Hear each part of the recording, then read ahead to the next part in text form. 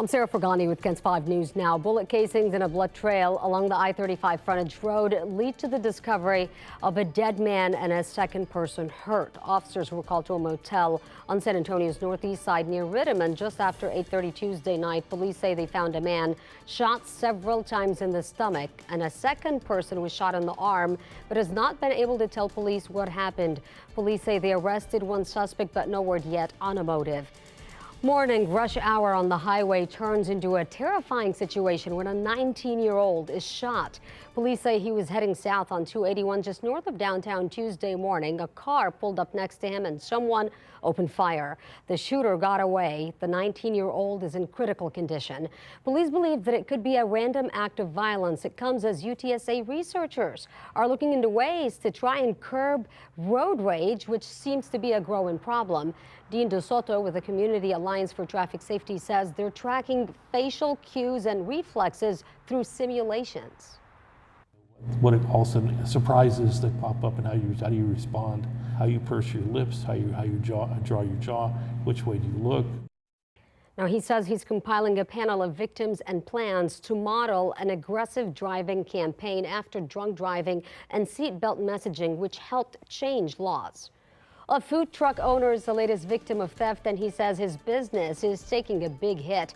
The owner of Cheesy Jane's showed up to work Tuesday morning to find his food truck missing. It disappeared from outside their brick and mortar location on Broadway. 3 hours later, the truck was found at a Southside apartment complex, but it was missing windows, fridges, AC units, and other parts. My kids are in college. Everything has to be around my business and how I make my money. To be honest with you, all these things make me more creative and make me think like faster rather than, okay, yeah, I have this feeling, but I need to move forward. No arrests have been made. Call police if you know anything. Well, it seems like all of Texas is rooting for the Bernie All-Star baseball team as they head to a big game today. It's the U.S. semifinals for the Little League World Series, and whomever wins plays on Saturday in the U.S. Championship. First, Bernie will have to get past Mountain Region champion Henderson, Nevada. So far, both teams have 2 wins and 0 losses. Here at home, T-shirts have been made, and Bernie ISD says they have district-wide watch parties. Students, teachers, and staff across the district will gather today to watch the game on ESPN. We have sold out pretty much every day for the past 2 weeks. So we just got a new shipment of shirts in, and we are mass producing as fast as we can so that we can continue the support for the boys. So excited for them. What an opportunity to show off their skills at such a young age. KENS 5 will have full highlights on KENS5.com. Also, a teenager accused of murder on the east side is asking to be released on a monitor as he waits for his trial. This is what his defense attorney said in court on Tuesday. This thing looks like it can go on quite a long time. And I don't know what the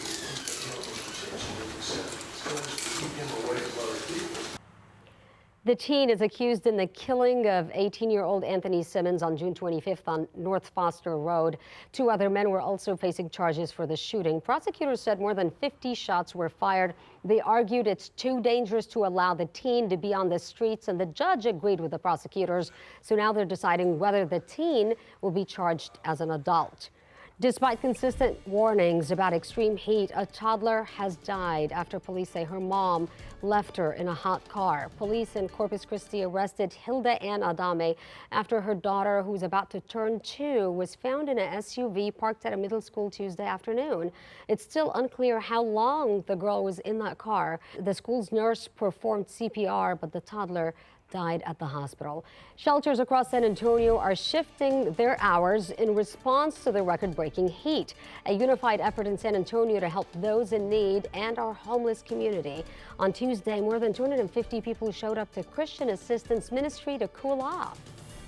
The heat is incredibly miserable. We work really hard to plan and coordinate amongst each other to be the most efficient and do the most for people. People are uncomfortable outside. We have air conditioning, we have water, we have food, we have places where they can charge their phones, they can take a shower here, get some of the supplies that they need. And then we're sending them away with a sack lunch and some water as well for the night. Grace Lutheran Church is offering a safe haven for people looking to escape the heat. Meanwhile, Corazon San Antonio expanded their day center hours, and Haven for Hope says it's providing off-campus overnight shelter for individual men. As for today's forecast, that heat continues, right, Paul? That's right. Today will likely be the hottest day of the year. I think 106, 107, and we've got a heat advisory, actually an excessive heat warning in effect, plus slight chance of picking up a thunderstorm this afternoon. That's KENS 5 News Now. I'm Sarah Fergani.